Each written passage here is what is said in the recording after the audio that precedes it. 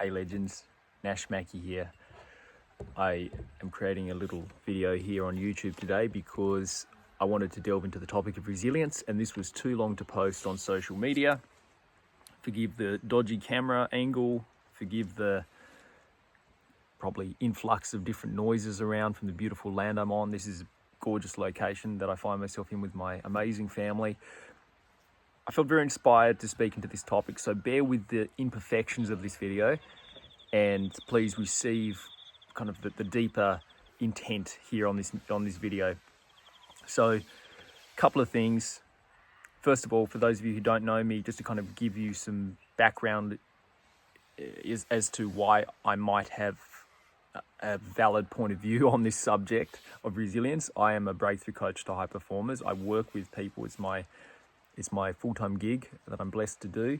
I work with clients to develop high-level resilience, and I get hired by organizations to train on this kind of stuff. So I guess you could say I've done my research, and I continue to do my research, and beyond that I've battle tested what I'm sharing here in my own life, and also I've seen my clients take what I'm sharing and use it, and I've really refined my processes over the years. So all that to say, I really pray that what I share here is of value to you when it comes to developing your next level of resilience. This is tried and tested. I have my fair share of significant challenges. You can find out more about my story somewhere else, that life has, I would say, blessed me with, that I've been able to battle test what I'm talking about as well. So it's not just hyperbole. This has got me through some big stuff, and it's allowed me to come out on the other side feeling actually more alive, more committed to my mission, more opened up as opposed to more closed down. So I think there's possibly something to what I'm going to say. So if you find some value, please leave a comment below.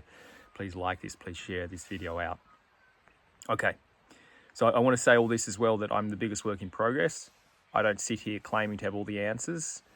This is just what I found works for me, and I want you to take it and run it through your own filters, and then, you know, if you've not got anything better to do, maybe give it a go.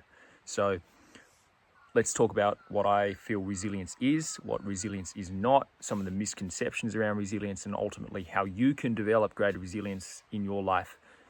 Because my mission is to see as many people as possible tap into the incredible potential they have within themselves to ultimately go through this life and say, hey, I left no stone unturned. I went all in, despite the challenges, despite those things. In fact, I learned how to use the challenges that life presented to me as launch pads, as doorways to unleashing my own inner greatness that I've been given.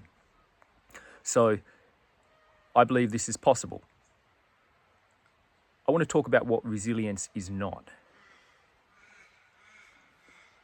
I came to understand that there was quite a few individuals out there who sort of speak into resilience being this way of living where you are essentially completely shut off from what you're feeling and your emotions, and you're just someone who stuffs stuff down, who represses, who disconnects from your emotions and what you're really feeling, and just, as we say, white knuckles it through, which means just keeps like punching through, even though on a deeper level, you might be really not doing so well. And it's interesting because I had periods in my life where, I just shut off what I was really feeling. I did white knuckle it through, and I got through, and it was actually quite an effective strategy in the moment. And it can be. And sometimes it's actually what's required. But there's more to it than that.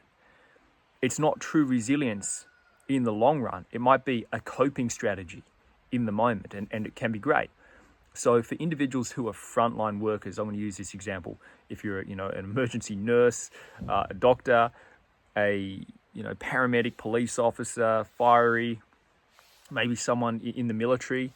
I've worked with these kinds of individuals plenty, and I continue to work with like individuals who are classes high performers who find themselves in high pressure situations, often CEOs of companies, people in leadership positions who they're often having a lot of people look up to them.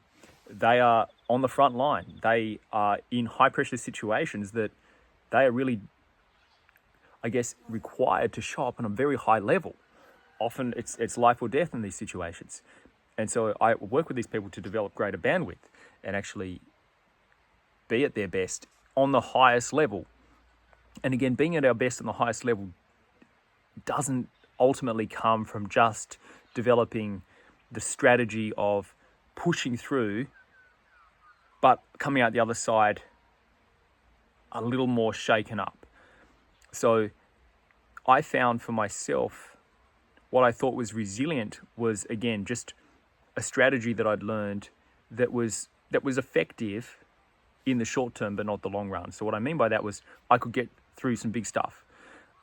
I could be in fairly traumatic situations and just get my job done, be effective. But then on the back end, I started to notice different symptoms of breakdown.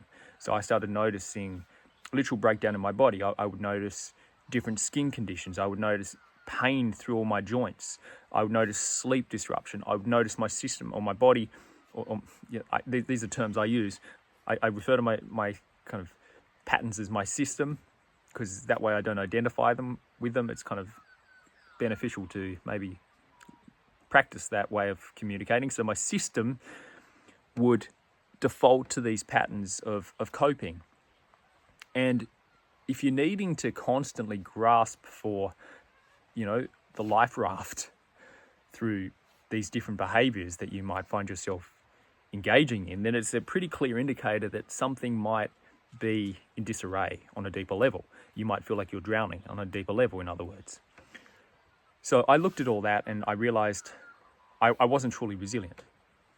I was able to get through things because of willpower, because I had a level of, let's say, intensity that I could bring to events in time, but it wasn't actually beneficial in the long run. So resilience is not ignoring what's really going on in your body, but there's a time to not stop and actually get so consumed by what's coming up for you that you are not effective. So there's a bit of a fine line here, and please bear with me as I explain the difference here, because it's very important to get. If you get this, it's going to be quite liberating for you.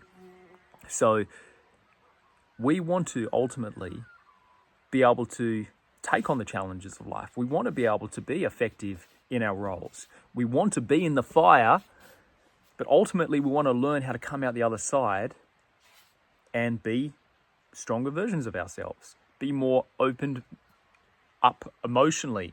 As they say, the events that happen in life have the potential. With Robin Sharma specifically, I heard this quote from the leadership coach. He said, the events of life can either close our heart, break our heart, or open our heart. And ultimately, I think it would be great to go through any challenge in life and come out with a more open heart.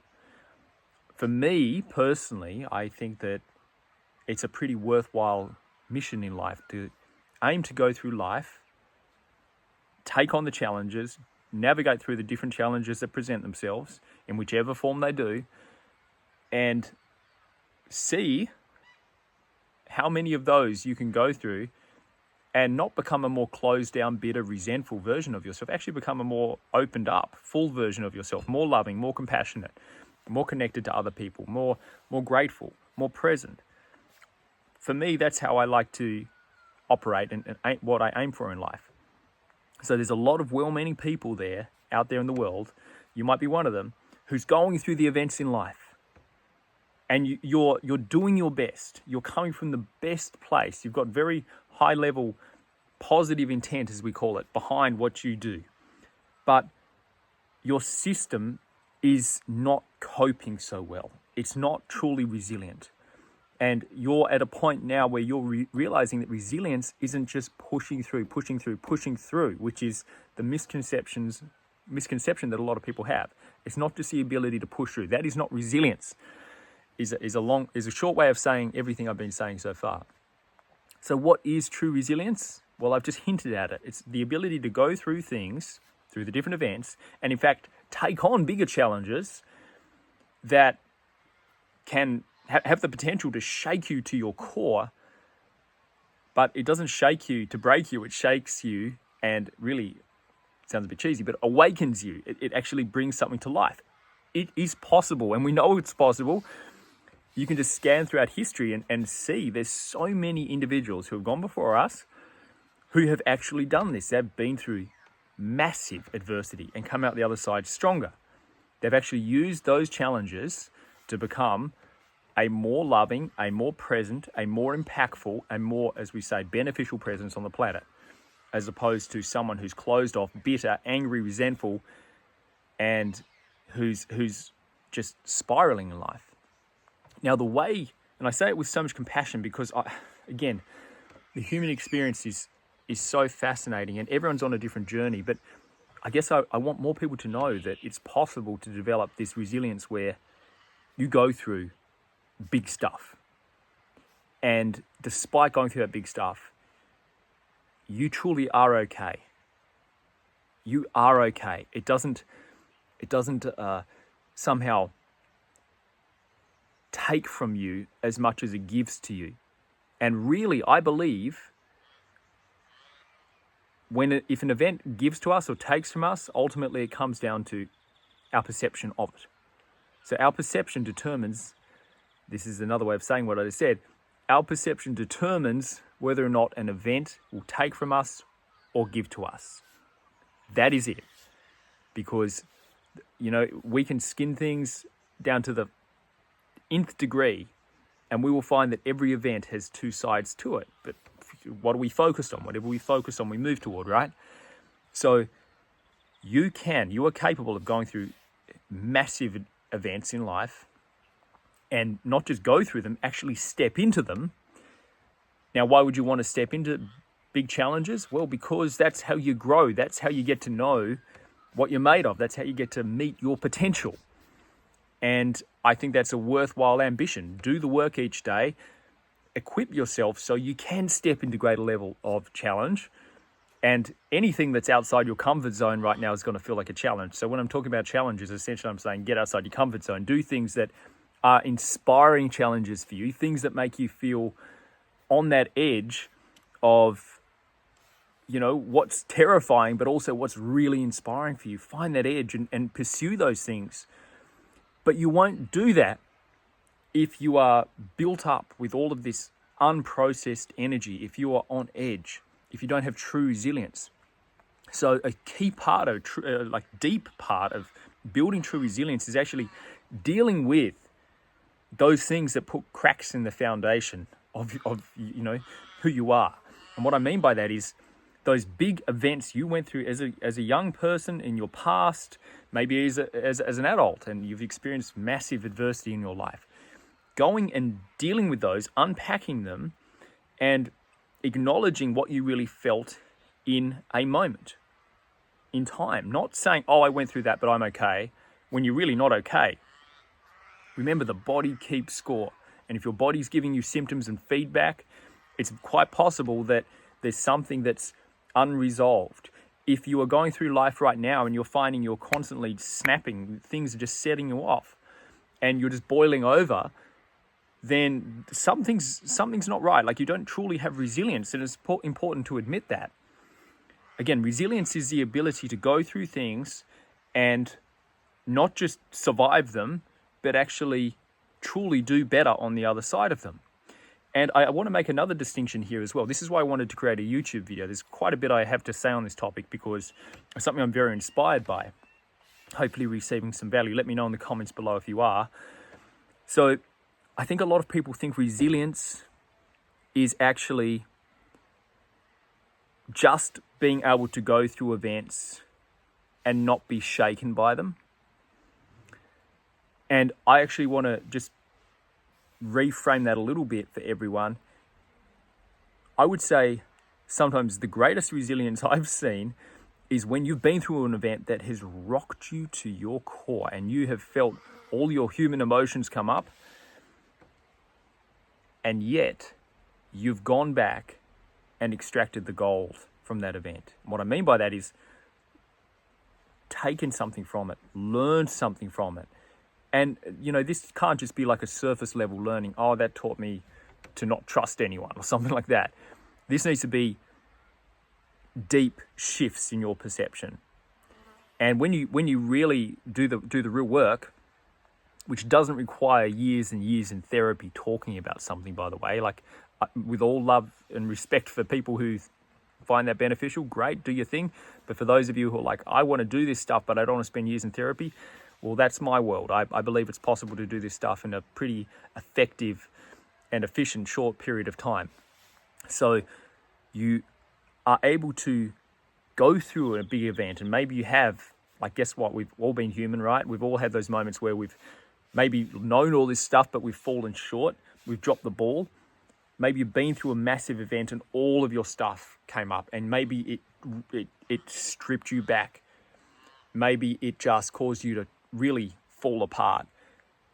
Resilience then would be extracting the gold from that, actually using that as a catalyst for you to come back stronger and to build something even greater, and acknowledge the fact that it did rock you to your core, and be with those experiences that you had, those true emotions of maybe the deepest fear, the deepest anxiety, the terror that came with it, like actually learning to sit with that, sit in that fire of your true human experience.